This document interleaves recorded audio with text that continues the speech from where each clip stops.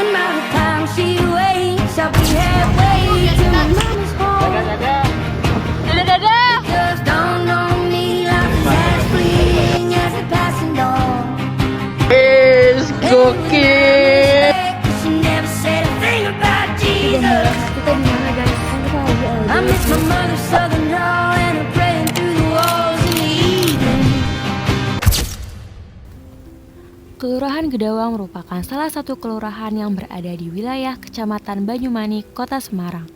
Saat ini, Kelurahan Gedawang dipimpin oleh Bapak Abdul Mukti SE. Dengan luas wilayah sekitar 232,764 hektar dan berada di ketinggian 297,4 meter di atas permukaan laut, kelurahan ini menjadi tempat tinggal bagi lebih dari 10.000 jiwa. Tercatat jumlah penduduk di Kelurahan Gedawang sebanyak 10.645 orang, terdiri dari 5.240 laki-laki dan 5.225 perempuan. Secara administratif, wilayah ini terbagi dalam 10 RW dan juga 70 RT dengan total 3.177 kepala keluarga. Sebagian besar warga bermata pencaharian di sektor swasta sebagai aparatur sipil negara maupun sebagai pelaku usaha mandiri. Sebagai bagian dari Kota Semarang, Kelurahan Gedawang turut berkomitmen mendukung misi kota dalam mewujudkan masyarakat yang berbudaya dan berkualitas. Salah satu langkah yang ditempuh adalah dengan terus melestarikan tradisi dan budaya lokal.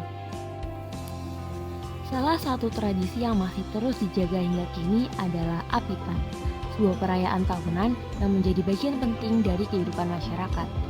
Tahun ini Apitan digelar selama 2 hari, yaitu pada tanggal 9 dan 10 Mei. Acara diawali dengan pengajian umum pada 9 Mei, lalu dilanjutkan dengan berbagai kegiatan budaya pada 10 Mei, seperti karnaval hasil bumi, lomba gunungan antar RW, lomba tumpeng antar PKK RW, pentas campur sari, dan ditutup dengan pagelaran wayang kulit. Melalui tradisi ini, Kelurahan Gedawang tidak hanya menjaga akar budaya, tapi juga mempererat rasa kebersamaan dan gotong royong di tengah masyarakat. Budaya Apitan yang ada di Kelurahan Gedawang itu sudah turun-temurun. Artinya nenek moyang orang-orang Gedawang itu dulu sudah ada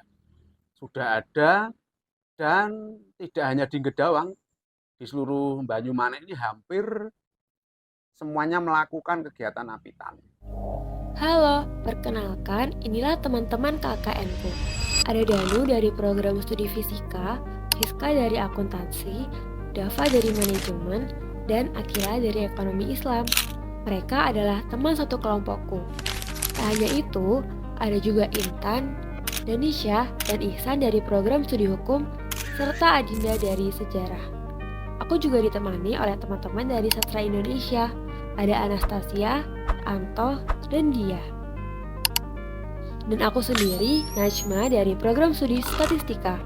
Inilah kami, kelompok 1 KKN IDBU Tim 14 Universitas Diponegoro di Kelurahan Gedawang, Kecamatan Banyumanik, Kota Semarang, dan juga cerita kecil tentang kami dan tempat ini.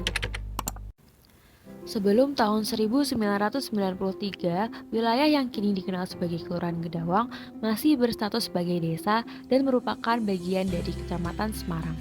Pada masa itu, pembagian wilayah administratifnya masih sangat sederhana, hanya terdiri dari 2 RW, yakni RW Gedawang Krajan dan RW Gedawang.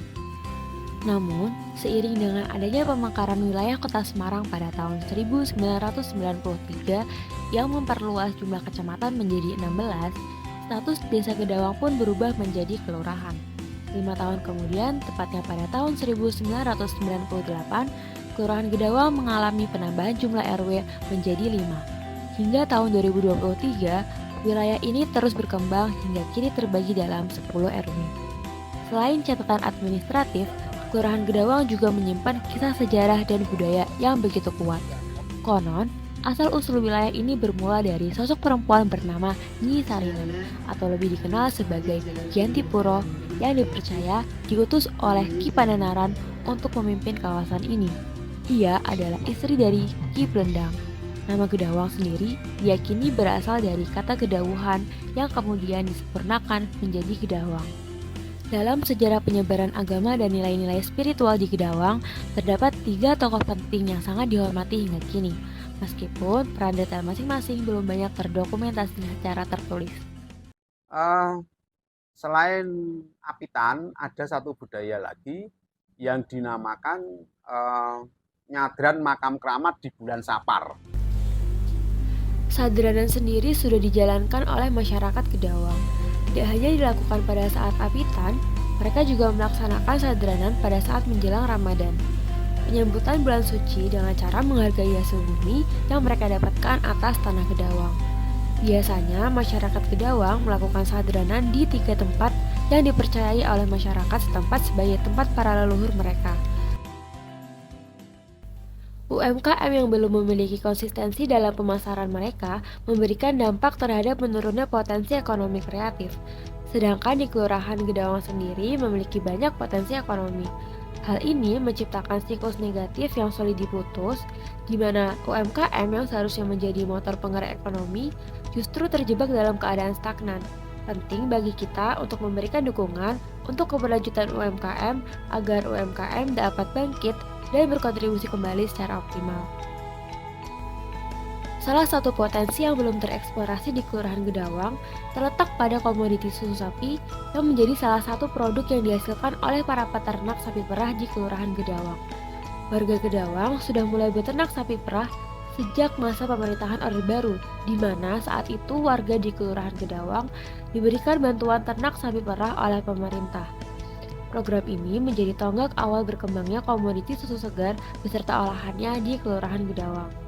Masih fresh itu kan bungkus kayak gini per liter biasanya. Dari pemerahan dibungkus 1 literan, nanti kita masuk ke pendingin. Nah, nanti tinggal yang ngambil itu jam berapa kan udah nggak apa-apa, aja disimpan. Namun, pada sekitar tahun 2010 hingga 2012, pembangunan area perumahan mulai dilakukan di Kelurahan Gedawang. Hal ini menyebabkan berkurangnya lahan rumput yang biasa digunakan oleh warga untuk menggembala sapi. Tak sampai di situ, masalah terus berlanjut dari berbagai keluhan penghuni perumahan tentang bau tidak sedap serta kotoran ternak yang seringkali terbawa arus saat hujan dan menggenang di area perumahan. Untuk menindaklanjuti keluhan tersebut, akhirnya lokasi kandang sapi dipindahkan seluruhnya di RW 1, serta peternak tidak boleh menambah jumlah sapi perah di Kelurahan Gedawang. Akan tetapi, dengan adanya pembatasan ini tidak terlalu berpengaruh pada hasil susu sapi di Kelurahan Gedawang, mengingat satu sapi perah bisa menghasilkan susu sapi segar sejumlah 8 hingga 12 liter. Hasil perahan sapi ini sebagian akan disetorkan di KUD Banyumanik, sebagian lainnya akan diperjualbelikan kepada masyarakat umum namun harus memesan dulu, dan sebagian lagi akan diolah menjadi olahan susu sapi seperti keju dan yogurt. Berikut tadi merupakan cerita 45 hari kami di tempat berharga ini, Gedawang, tempat yang mengajarkan kami banyak hal berharga. Inilah dokumenter Kelurahan Gedawang, upaya menggali dan memperkenalkan sejarah, kebudayaan, serta potensi yang belum tereksplorasi. Saya itu ada harapan, yang terutama di sini saya itu mempunyai gagasan untuk memajukan atau untuk meningkatkan perekonomian yang ada di Gedawang. Itu saya mau mengangkat dan bersama-sama dengan tokoh masyarakat atau RT dan RW itu mau menghidupkan yaitu wisata religi di Mbah Keramat.